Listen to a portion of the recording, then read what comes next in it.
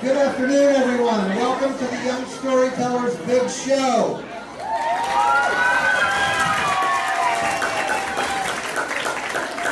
We are very glad that you are here today. We love to see a full house. Thank you so much. I want to start with some thanks. First of all, a debt of gratitude to your principal and staff, Principal Casey Chabola, front office staff, Leslie and Veronica, who do like everything, and your awesome teachers, Greg, Stephanie, and Dominique.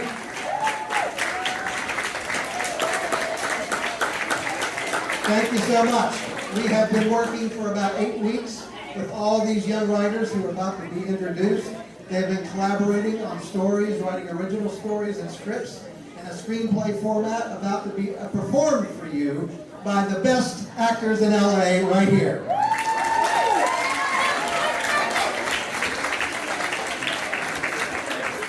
That is correct. My name is Tom Jenkins. I'm co-head mentor. My partner is not here today, Meredith Thomas. She's out on location on a movie, so let's give her a big round of applause. We miss her and wish her well and have her break legs, but we're going to bring in some writers right now, okay? So, first up, we have Sasha, Hildy, and Lila.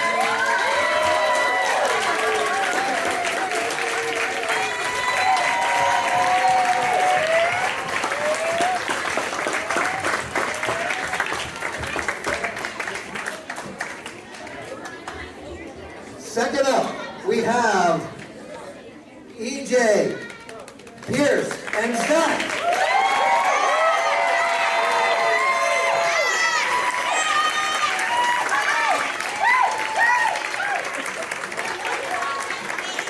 And then we have Alice and Omi.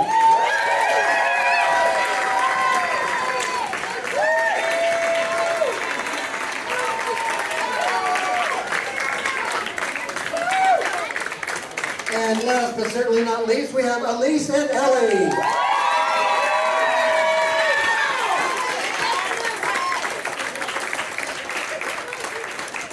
Very good. Thank you, everyone. All right, there's some of your writers right there. We're going to introduce our first story. And the first story up is mentored by Mr. Edward Shuttleworth. So if you would bring your fine writers up on stage and tell us a little bit how you got here, okay? So let's go ahead and bring up Sasha, Hildy, and Lila. Come on up.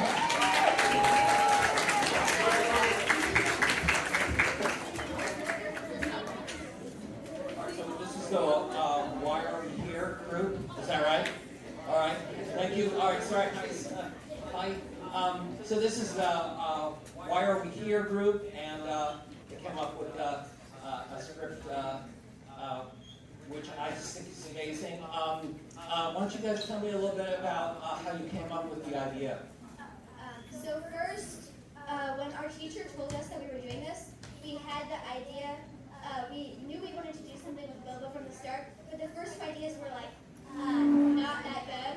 So then, the second idea that we had, we took it into Young Storytellers, and then we like modified it to create this story. Boba, that's the drink of Boba. It's golden boba. You'll see. And who wants to talk? Just tell us a little bit about how this class was. What was it like? Well, I think it's a very new experience, but it's also very fun. I think I learned a lot while doing class, and I'd do it again, but I can't.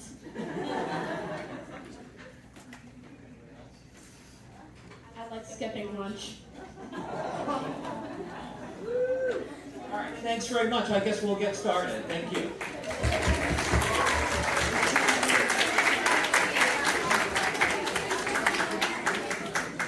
The lizard, the bird, and the golden boba.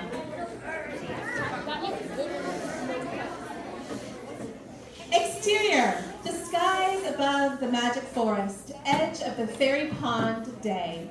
Emperor Bee, regal, pompous, ruler of the bird kingdom, flies over the fairy pond with complete satisfaction, knowing that no one can stop him from reaching his goal.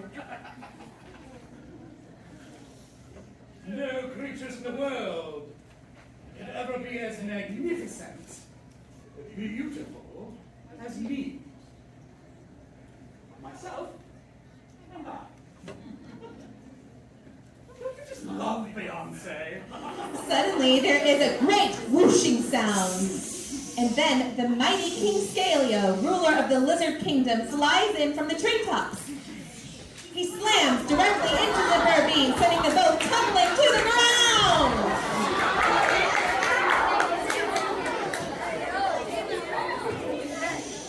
Excuse you! You did not just hit me and knock me around like that, just when I was feeling so wonderful. Me? Well, It's you? You were the one that stopped me just as I went to drink golden milk. whoa!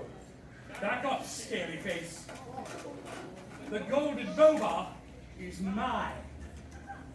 This drought has lasted for years, and I'm almost out of water to make my shampoo. The boba will bring the rain. When it comes, my people will worship me then. Even more than they do now.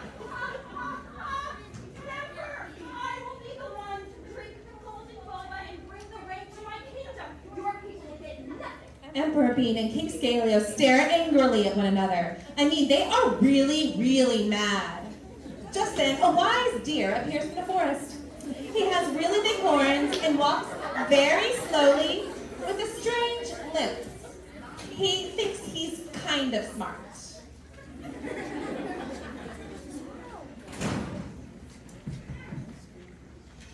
My friends, allow me to assist. I suggest we have a contest against each other. The king versus the emperor. To see who will be allowed to drink the golden boba. Wonderful. I am such a magnificent athlete. I will rule this game and win easily. Oh, you think you will rule it? Wait till you see my great powers. The game starts at dawn. Anyone late will be eliminated. Oh, lizards are never late. Well, I do like a good snooze. But I will start my beauty sleep immediately. Exterior, edge of Fairy Pond the next day at dawn.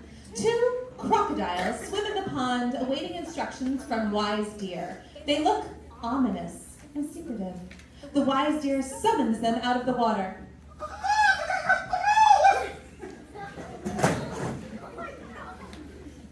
The game between the emperor and the king begins shortly.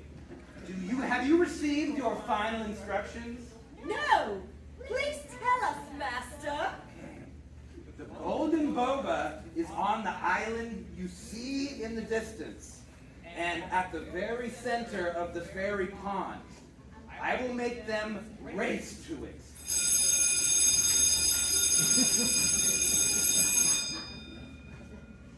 That's the sound it makes.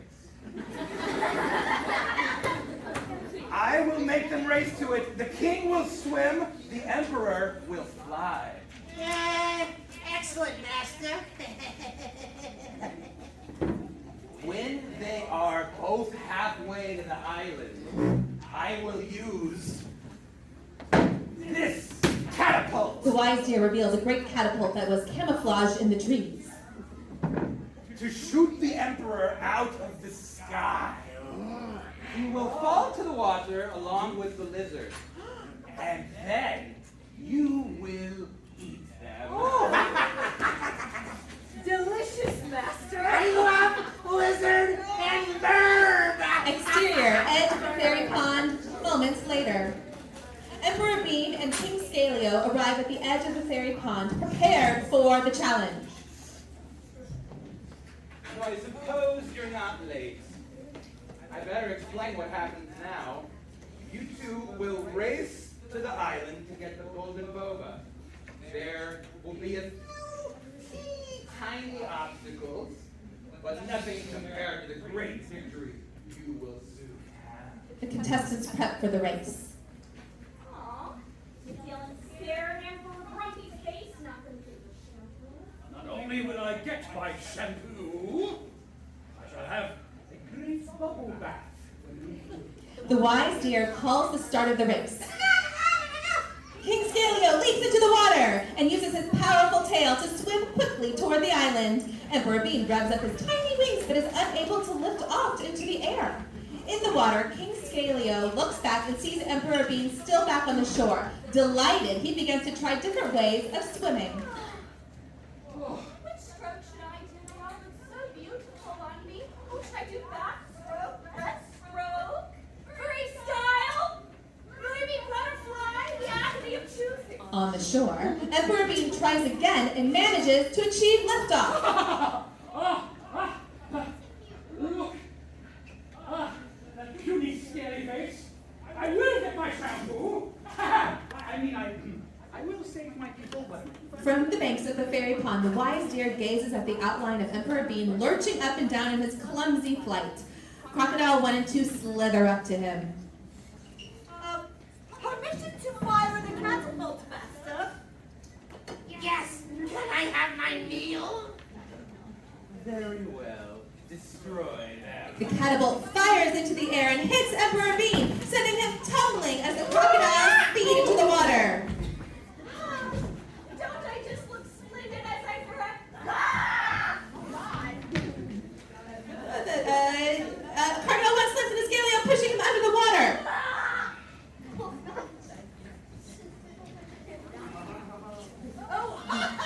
Food for me. Yummy recto burgers tonight. No, I'm too beautiful to die. The crocodile drags Scaleo under the water for what seems like the last time until, bam! Emperor Bean, who had been hit by the catapult, falls into the crocodile.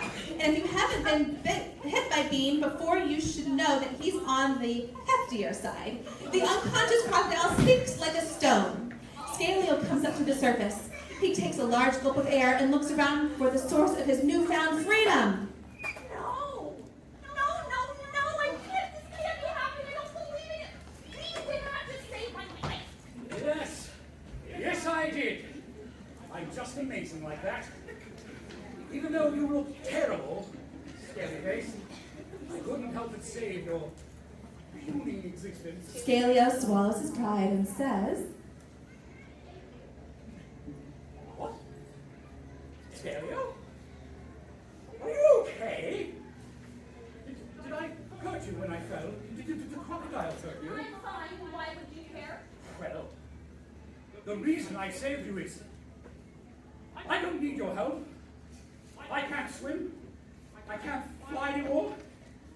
So I need you to form an alliance with me. the face Scaleo makes is legendary. He agrees. Exterior, island, fortress. Moments later, having reached the island together, Scaleo and Bean race to the pedestal on which the golden boba rests. And reach out to it, grab it together. King Scaleo.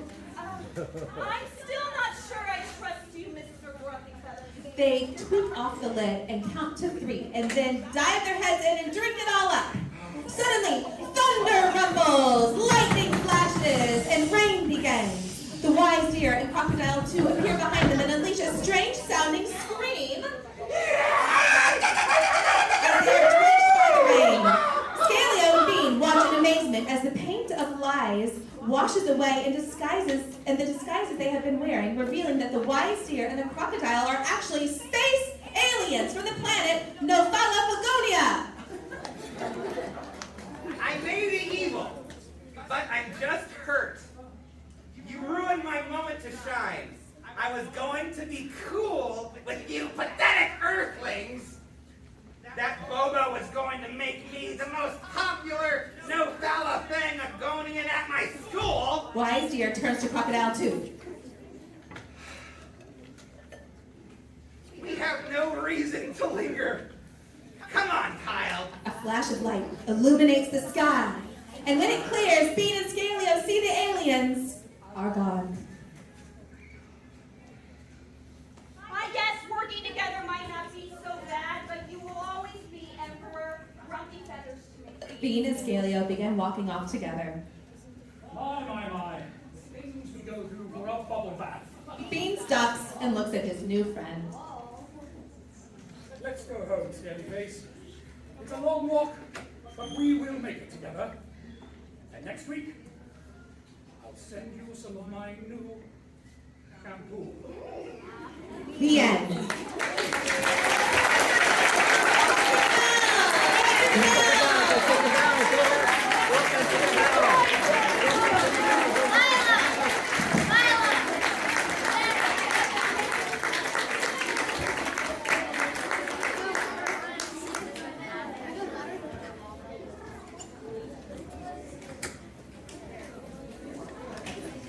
Give them a nice warm round of applause. Thank you so much. All right, up next we have Halloween Night. Written by E.J., Pierce, and Zach. Unfortunately, their mentor Les has also booked an entertainment position temporarily, and Linda, our wonderful mentor, is going to do the honors of introducing this wonderful group. So I'm having the honor to be the stand-in for Team Pez. So Team Pez, how did you come up with the story of Halloween Night? Losers? So in class, a while ago we started, I think it was for Halloween, we had to write a narrative and like about a haunted house. And so I was making a book out of it, and so these two were like, let's make that a story. Perfect. And then also, Pierce, what did you like about being in Young Storytellers? I think it was fun meeting new people, hanging out with friends, and making new ideas, and like craving to try new things. Excellent. So Halloween Night, who has the most candy?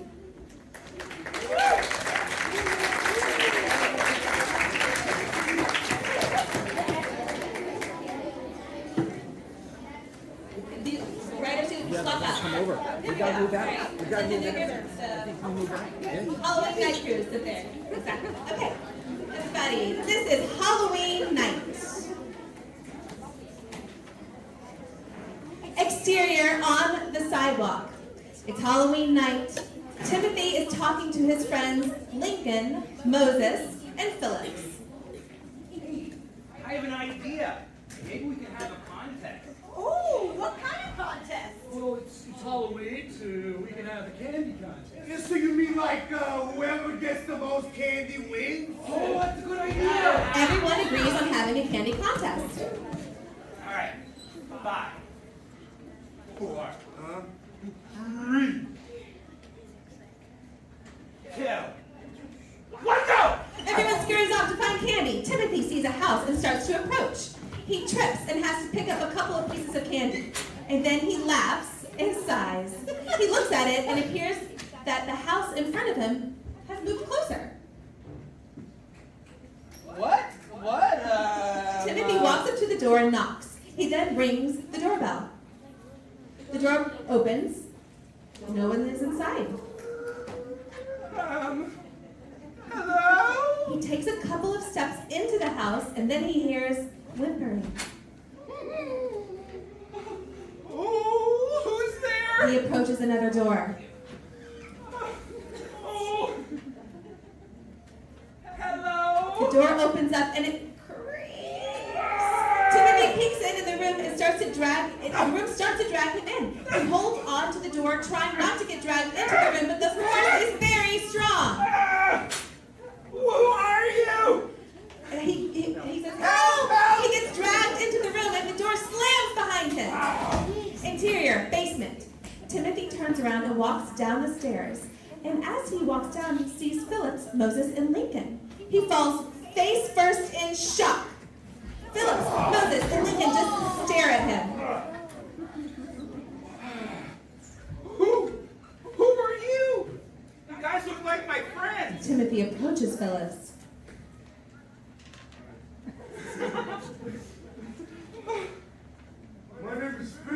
Phyllis disappears. Where did he go? Timothy approaches Moses and Lincoln. They disappear. He backs up towards the door. The door opens. He exits the basement and hears screams. He runs to the front door. The door won't open. He bangs on the door.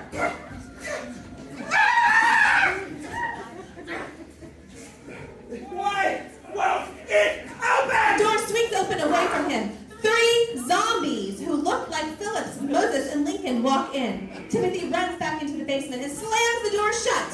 The zombies can't get into the basement. Interior basement. 2 years later. Timothy wakes up and a bowl of cereal and a cup of orange juice are on a table in front of him. Man, the food is really good here. This house feeds me well. It's nighttime. Timothy scratches his 735th day with his fork on the wall. He hears the front door open. This is it. This is the day I escape. He opens the basement door and walks out. He sees the dim glow of the lamplights outside the front door. He runs towards the door. Halfway to the door, he slows down, feeling queasy in his stomach. He looks around and sees that the Halloween decorations on the wall are turning into monsters. The monsters start coming towards him. Timothy tries to dive through the door, but the house drags him back in. Defeated, he goes back to the basement. Interior, basement. 3 years later, Timothy wakes on Halloween morning, his 5th year of being stuck in the haunted house. He wakes up to a plate of waffles and a glass of milk. This again? This food is getting kind of boring. Timothy hears a sketchy voice and he doesn't know where it's coming from.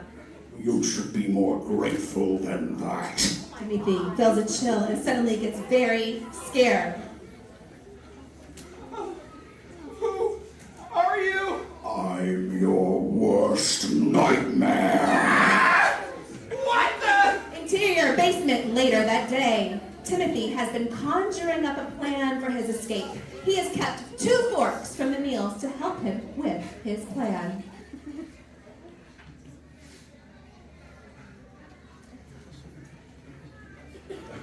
Last time I go over my plan, what I'm gonna do is walk out of the basement into the hallway and hope for the best. He walks into the hallway, and everything looks completely normal. And nothing is in his way until he reaches the vanity in the hallway, and then everything starts to go wrong. Suddenly, Phillips, Moses, and Lincoln appear all in zombie form. Timothy starts running towards the door.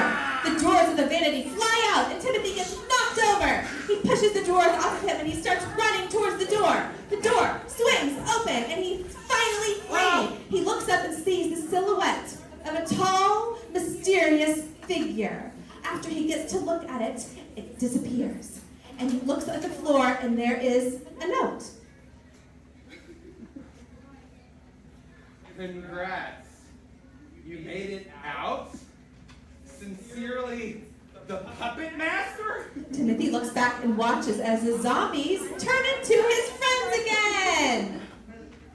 We'll explain everything. Yeah, what happened was, 5 years ago, we all got sucked in, but a different time. Yeah, and then when you tried to talk to us, the puppet master who took us away and then turned us into zombies. But we all went in separate directions. How did we end up in the same place? Will we ever find out? Eventually.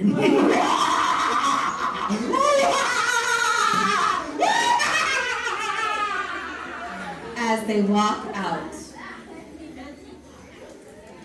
Well, guys, I think I got the most candy. Bro, you gotta be kidding me. Everybody walks away. The end.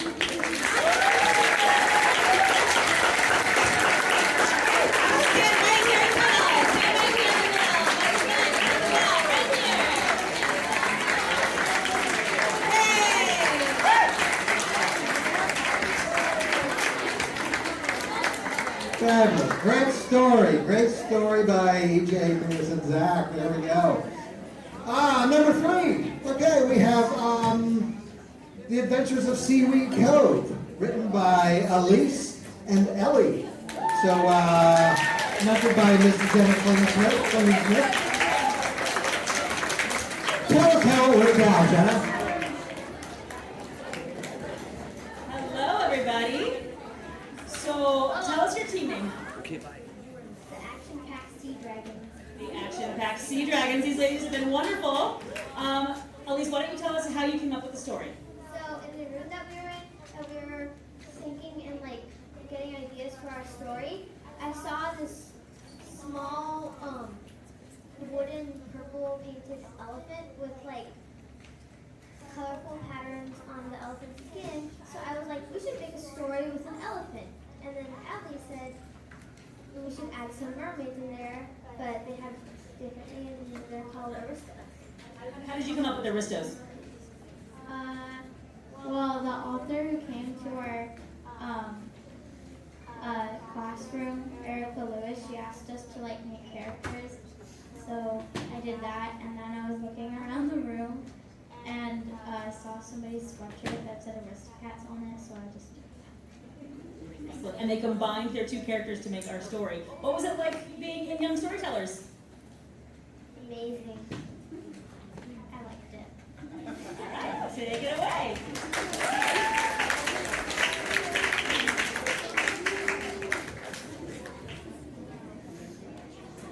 Writers can sit right over the table. The Adventures of Seaweed Cove. Interior, Evil Science Lab Day.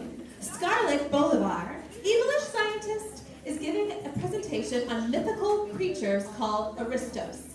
But her colleagues are doubting their existence. And that is all I've learned about Aristos. Thank you for listening. And this is ridiculous. You expect us to believe that there are mermaids with ponytails living in the ocean? You've shown no evidence whatsoever of the existence of these creatures. You're fired. Fine! I need you anyway. You know, I will find the proof myself. You'll see. You just wait and see. Scarlet exits. Exterior, Jungle Island, sunrise. Sydney, a brightly patterned elephant, walks around her home island, Seaweed Cove. She has heard her friends talking about creatures in the nearby sea. I don't believe it. These mermaid things are just a myth that our grandparents told us years ago. But then again, I have seen weird shapes. I have seen weird shapes popping out of the water. They didn't really look like dolphins. Maybe they really do exist. Sydney walks towards the water, peers deep into the waves. Exterior, ocean, water's edge, close to Sydney, sunrise. Rome, a young aristo, peeks her head out of the water. She talks to her friend, Joel, another aristo who doesn't want to come out of the water. Oh, wow, the elephants really do exist. What are you doing? Get your head back under the water. They're going to see us. They're going to see you. You know people are always looking for us. At the edge of the water, Sydney sees Rome. OMG. Sydney passes out in shock.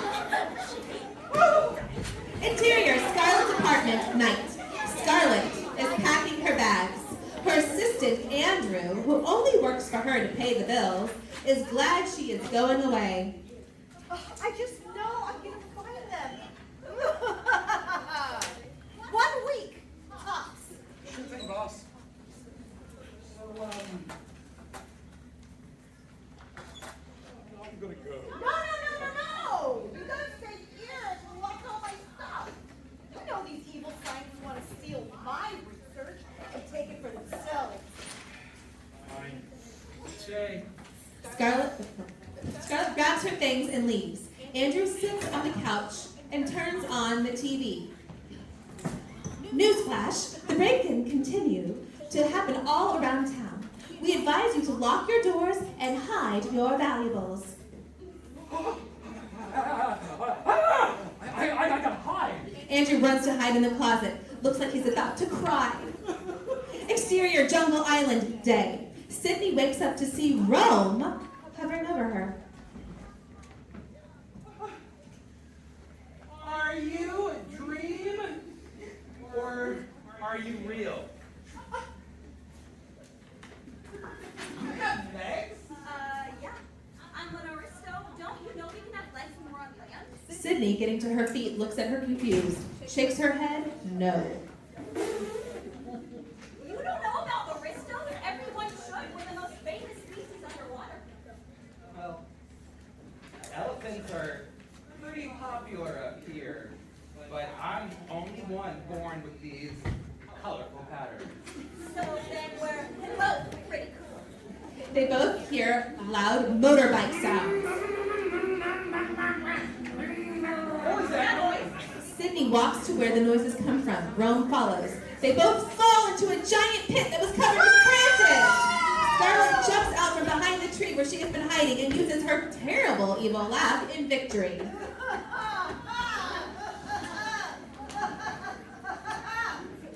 I can't believe I captured both of you. I have my evidence. So now to get my job back. Scarlet sits down at the edge of the water, feeling victorious. Exterior, hole in the ground, day. I can't believe you got us into this mess. You made me walk this way. Well, nobody told you to follow me. We'll never get out of here. No. We have to get out of here. I think we can, but if we work together. She built this trap for a small resource. She was not expecting an elephant to be in here with me. I bet you took me out with your trunk. You're right. We can do this if we work together. I'll lift you out of here, and then you can lower down some vines so I can pull myself out. They work together and escape the hole and come face to face with Scarlet. Exterior, Jungle Island, day. You want to know another cool thing about aristos? We can teleport people to anywhere, but what if she just comes back for me later?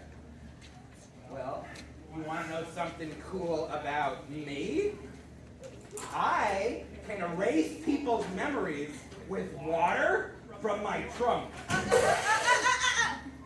You know I can hear you, right? Scarlet starts to run away. Sydney sprays water from her trunk, erasing Scarlet's memory and stopping her dead in her tracks. Rome sits on the ground and her human legs turn into a aristo tail. She flips it in Scarlet's direction, teleporting her back to her apartment. Interior, Scarlet's apartment, day. Andrew sits in his hiding place, holding a sandwich mid-bite, as Scarlet stumbles through a blue portal in the wall. What? Whoa.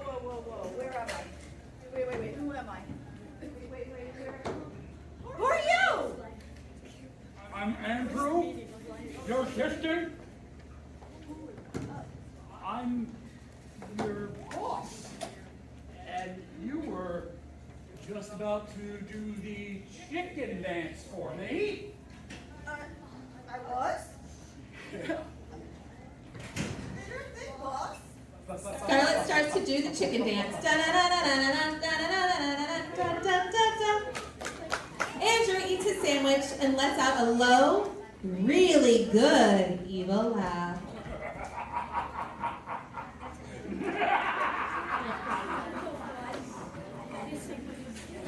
The end.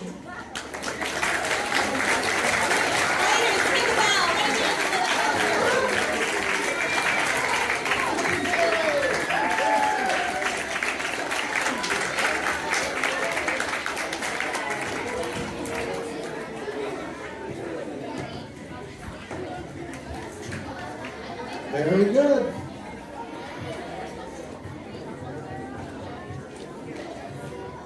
All right, for our last and final story, we have The Robbery. Come on up, Alice and Oni. Mentored by Linda and Ben.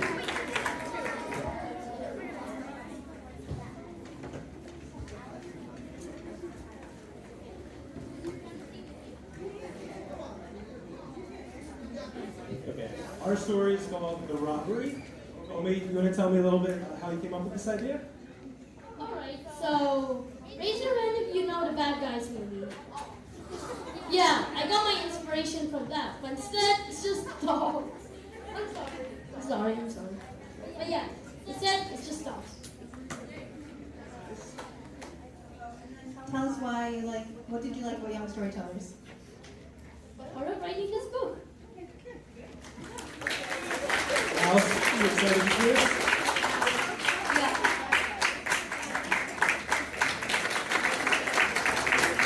The Robbery. Don't start a book by its cover.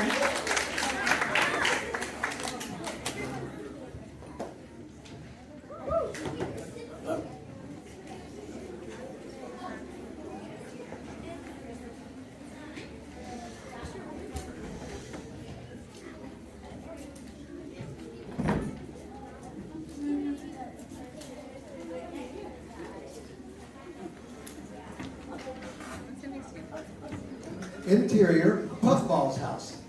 Puffball, a girl corgi, teenager, is watching a live stream on her TV when suddenly breaking news banner interrupts the live stream. TV anchor, breaking news! There's a live event in downtown Las Vegas starring Mrs. Doge. If you want to come, everyone is invited. Puffball picks up her phone and calls her friend Fluffy. Fluffy, did you hear about the live event you wanted to go and it's my birthday? Of course! I'll head over! And don't forget my present! I won't! Interior, Fluffy's house. Fluffy, a teenage boy German Shepherd who owns a bank, gets ready to go to Puffball's house. Fluffy washes his face, combs his hair, picks out his favorite shiny multicolored shirt, and picks up Puffball's present, a giant squeaky ball, and heads out the door. Exterior, Las Vegas, day. As Fluffy walks to Puffball's house, he's lost in thought, thinking about the party later that night. But as he walks past his bank, named Fluffy's Bank, he's shocked to hear an alarm going off.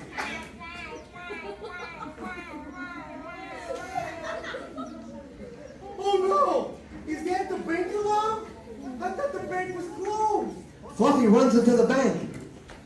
Interior, bank, day. Money is everywhere. There's broken glass on the floor, and in the middle of the bank, Fluffy's statue is missing.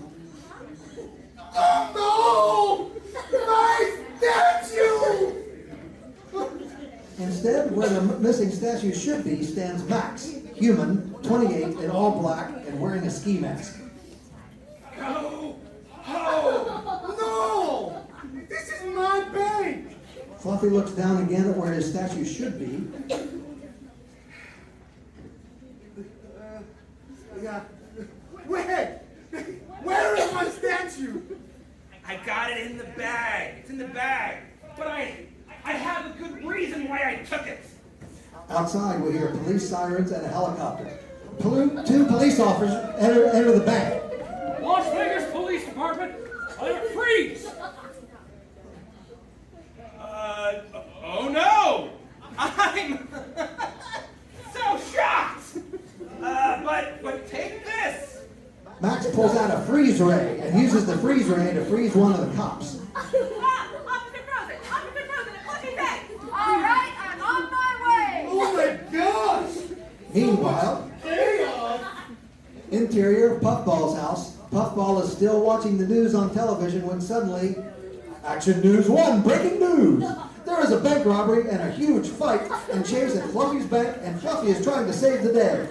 Fluffy's Bank? But that's where Fluffy was going! Oh, I gotta go help them! Puffball quickly gathers her things and gets ready to leave.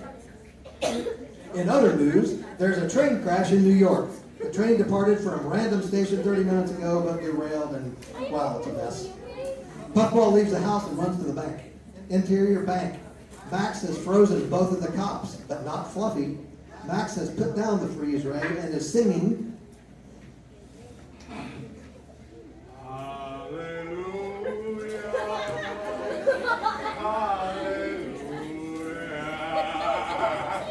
Spotting an opportunity, Fluffy picks up a freeze ray and shows his claws. Where's my statue? You'll never find it. Fluffy notices that Max is carrying a backpack with something heavy in it. Is it in your backpack? How'd you know?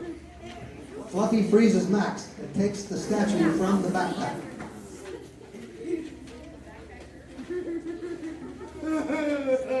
Why did you steal my statue?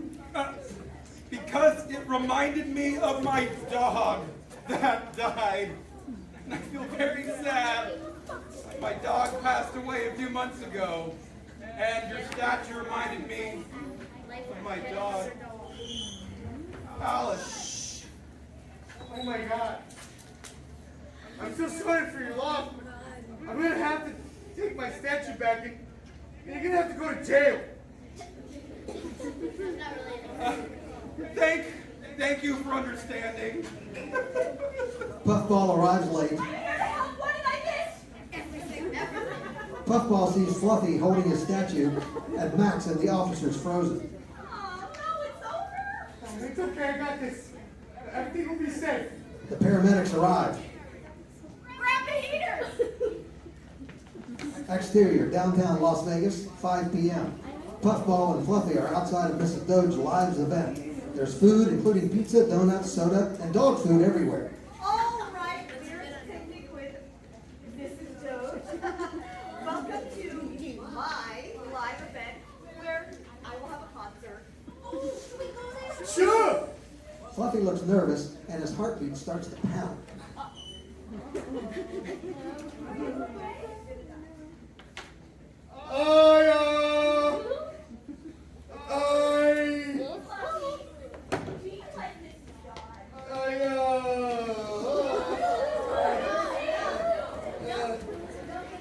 Fluffy walks up to Mrs. Doge.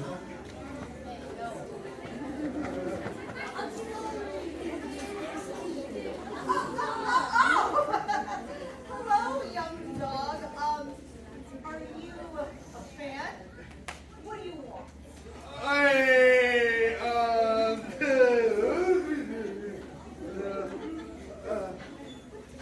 Fluffy likes you, Mrs. Dodd. Oh,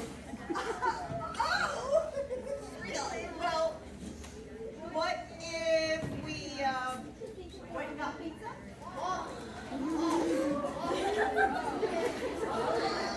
That sounds great! Fluffy and Mrs. Doge go get pizza and Puffball smiles as they walk away. Right on cue, but little do they know, Maxwell, Max's sidekick, a cat, is staring at them from atop the fence. Maxwell is plotting revenge because his best friend and owner is in jail. To be continued.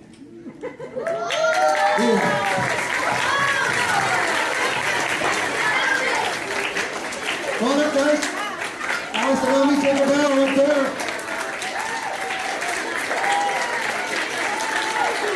There they are. Good storytellers. Stand right up there beside them. Stand up there beside them. Give them a round of applause. All the work they put in. Fabulous job. Thank you to the actors over here. Thank you to the actors. Thank you all very much for coming. We hope you enjoyed the big show.